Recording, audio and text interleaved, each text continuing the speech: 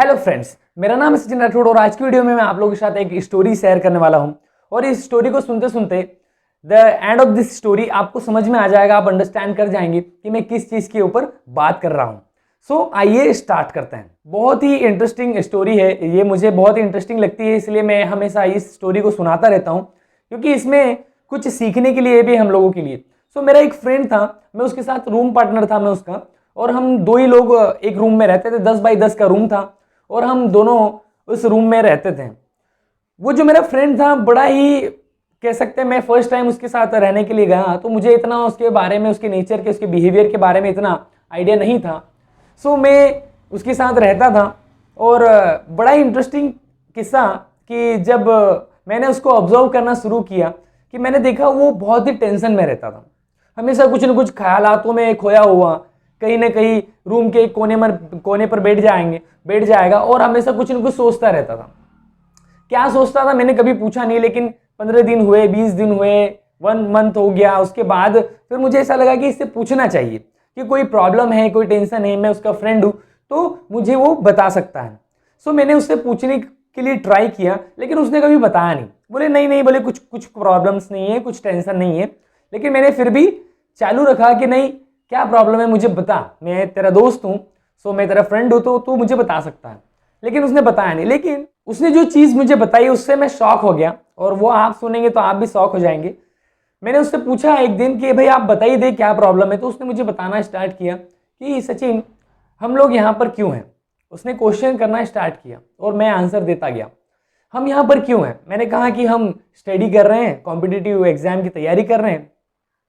बोले उसके बाद क्या होगा, हम कॉम्पिटिटिव एग्जाम की तैयारी है उसमें पास हो गए, फॉर द एग्जाम्पल कि मे बी हम उसमें पास हो जाते हैं, उसके बाद क्या होगा, मतलब सिलेक्शन हो जाएगा कोई अच्छे कॉलेज में, हम कोई अच्छे कॉलेज में चले जाएंगे। उसके बाद बोले फिर क्या होगा सचिन, कॉलेज में चले गए। मैंने बोला हाँ, 4 साल की 4 इयर्स की डिग्री है, 4 साल की डिग्री होगी और फिर कॉलेज खत्म हो जाएगा। उसके बाद मतलब मे बी कैंपस सिलेक्शन हो जाएगा, कोई कंपनी में अच्छी जॉब मिल जाएगी, मे बी प्राइवेट और गवर्नमेंट, ओके वॉट एवर।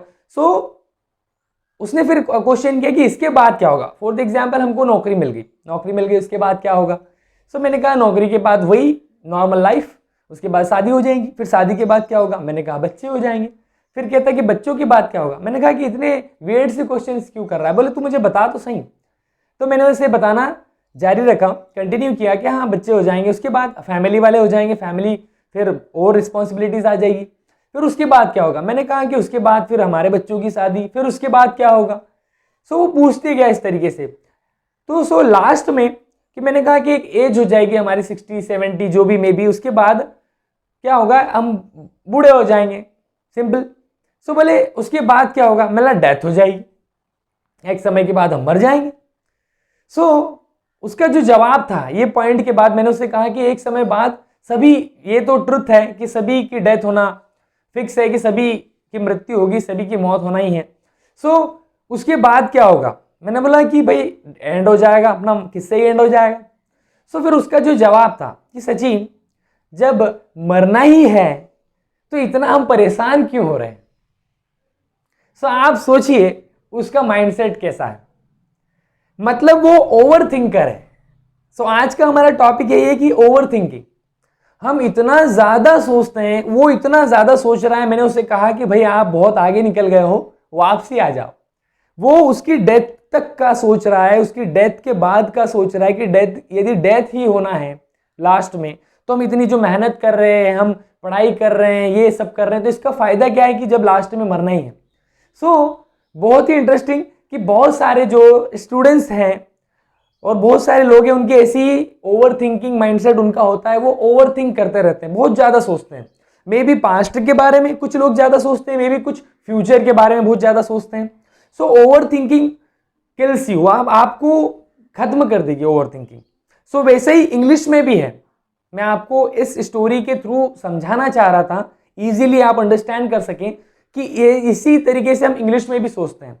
हम स्टार्ट करते हैं इंग्लिश बोलना, हम स्टार्ट करते हैं इंग्लिश सीखना, और हम ओवर थिंक करने लगते हैं, बहुत ज्यादा ओवर थिंकिंग पर्सन बन जाते हैं, और इतना सोचते हैं कि मैं कब बोलूंगा, मैं कब सीखूंगा, मेरे को ये नहीं समझ में आ रहा, मैं वोकैबुलरी मेरी अच्छी नहीं है, मैं रीडिंग नहीं कर पाता हूँ, बहुत सारे वर्ड्स नए हैं, सेंटेंस स्ट्रक्चर्स नहीं आते हैं, मुझे ग्रामर नहीं पता।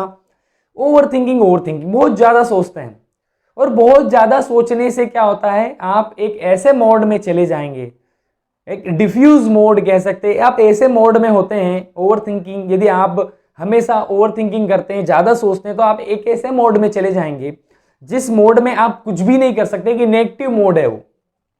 आप क्रिएटिव नहीं बन पाएंगे, आपकी क्रिएटिविटी खत्म हो जाएगी।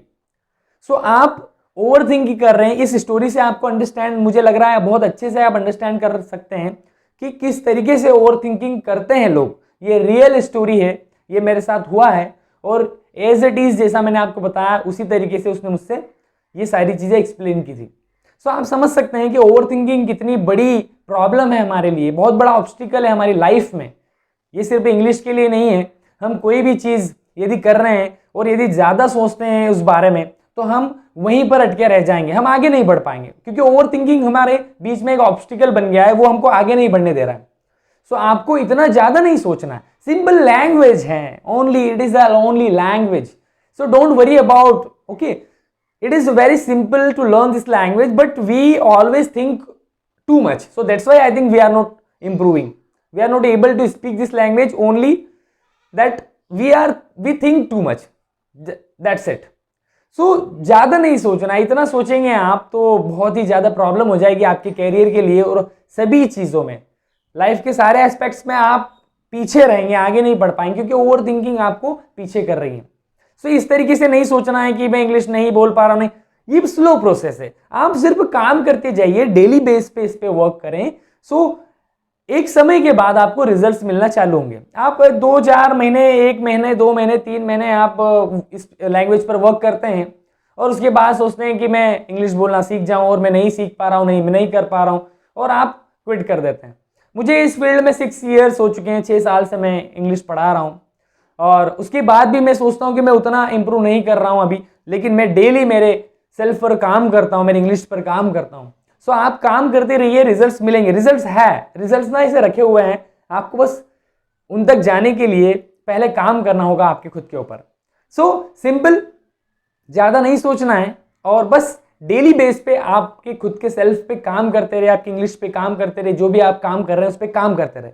Over thinking kills you. Okay, so आज की वीडियो के लिए इतना ही, हम मिलेंगे नेक्स्ट वीडियो में बड़े इंटरेस्टिंग टॉपिक के साथ। और यदि मेरे वीडियोस आपको अच्छे लगते हैं और आपको पसंद आते हैं, तो बिल्कुल लाइक कीजिए, कमेंट कीजिए, और सब्सक्राइब करके बेल आइकन जरूर दबा लीजिएगा। सो तब तक के लिए keep growing, keep learning, and we can do it. Bye bye.